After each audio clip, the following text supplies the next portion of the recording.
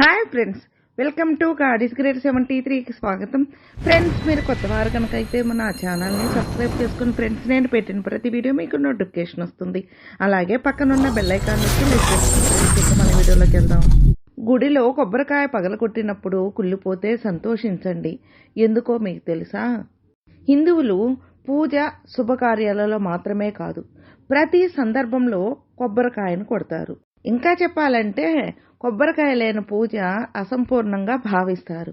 అయితే ఒక్కొక్కసారి పూజ చేసే సమయంలో లేదా గుడికి తీసుకెళ్లి పగలకొట్టిన కొబ్బరికాయ కుళ్ళిపోయి కనిపిస్తుంది, లేదా కొబ్బరి పువ్వు కనిపిస్తుంది. కుళ్ళిపోతే చెడు శకునం అని, పువ్వు కనిపిస్తే శుభం అని భావిస్తారు. అయితే దాని వెనుక ఉన్న కారణాలు, వాటి గురించి ఇప్పుడు మనం తెలుసుకుందాం. గుడికి వెళ్ళిన తర్వాత దేవుడి దర్శనానికి వెళ్లే ముందు పూజ కోసం కొన్ని వస్తువులను కొంటారు. ముఖ్యంగా అరటి పండ్లు, పువ్వులు, కర్పూరం, అగరబత్తులు, కొబ్బరికాయలు వంటి వాటిని కొనుగోలు చేస్తారు. అయితే ఈ వస్తువుల్లో కొబ్బరికాయను తప్ప మిగతావన్నీ మనం పైనుంచి చూసి కొనుగోలు చేసే అవకాశం ఉంది. ఎందుకంటే కొబ్బరికాయలను పైకి చూసి మంచో చెడో తెలుసుకోలేరు. అనుభవం ఉన్నవారు అయితే కొబ్బరికాయ నీరు ఉన్నదా లేక కురిడి కొబ్బరికాయ అనేది గుర్తించగలరు. అప్పుడు ఆ కొబ్బరికాయను మంచిదని ఎంచుకుని కొనుగోలు చేస్తారు. అయితే కొబ్బరి మనం దేవుడిని పూజించేటప్పుడు కొబ్బరికాయలు ఎందుకు పగలకొడతామో తెలుసా? అంతేకాదు, కుళ్ళిన కొబ్బరికాయ పువ్వు వస్తే ఎలాంటి ఫలితం అంటే, హిందూ పురాణాల ప్రకారం గుడిలో ప్రత్యేకంగా కొబ్బరికాయలు కొట్టడానికి కారణం కొబ్బరికాయ తలపై 3 కళ్ళు ఉంటాయి. ఇది మనిషిలోని 3 చెడు గుణాలను చిహ్నంగా భావిస్తారు. అంటే అహంకారం, దురాశ, మాయ. కొబ్బరికాయ ఎందుకు కొడతారంటే, ఆలయంలో కొబ్బరికాయను పగలకొట్టడం అంటే నాలోని చెడు గుణాలను నీ ముందు ఇలా పగలకొడుతున్నానని అర్థం. పూజలో లేదా ఆలయంలో కొబ్బరికాయ కొట్టడం వెనుక ఉన్న ప్రధాన ఆలోచన ఇదే.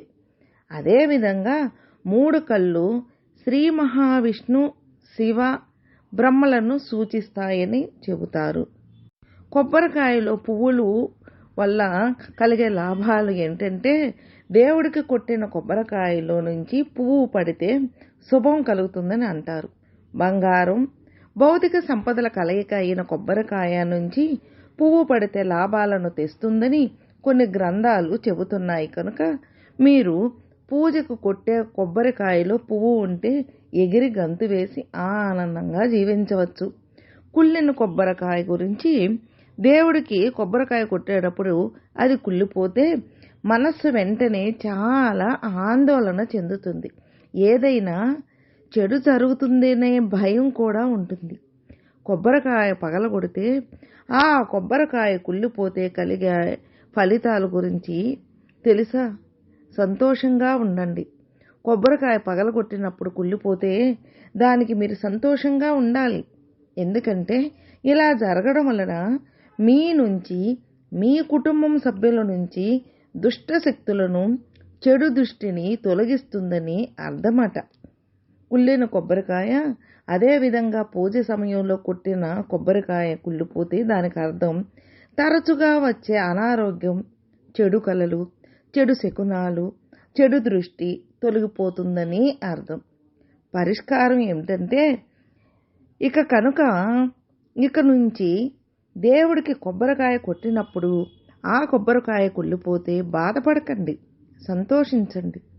అయినా మీ మనసులో ఆందోళన నెలకొంటే దానికి కూడా ఒక సులభమైన పరిష్కారం ఉంది.